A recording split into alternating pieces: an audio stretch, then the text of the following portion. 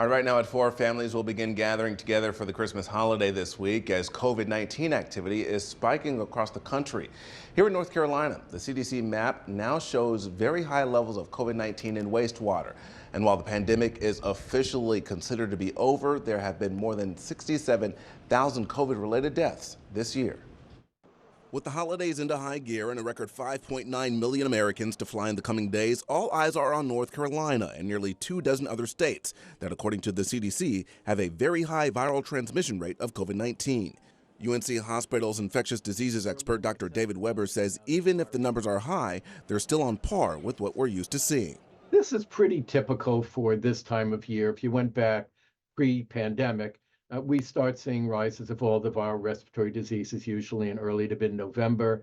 They've tended to go up and peak sort of the end of January, early February, but we can peak as early November and as late as March or April.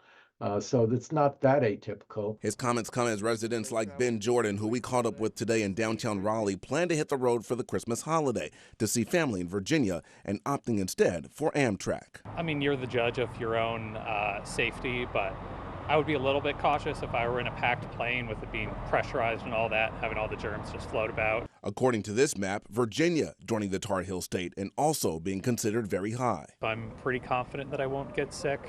I will probably have a mask on me, and if people are coughing, sneezing, being generally gross, then I probably will pop on a mask. The number of wastewater particles found is one of the most effective ways to track COVID-19 transmission.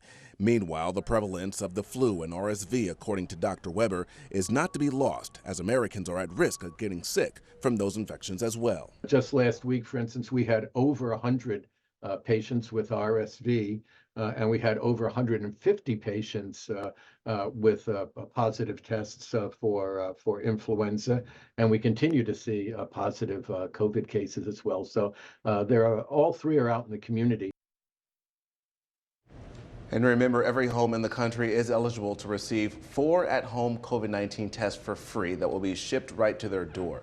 Even if you've already placed an order earlier this year, you may still be eligible for another set of tests. To order yours, go to special.usps.com/test kits. You can also call 1-800-232-0233.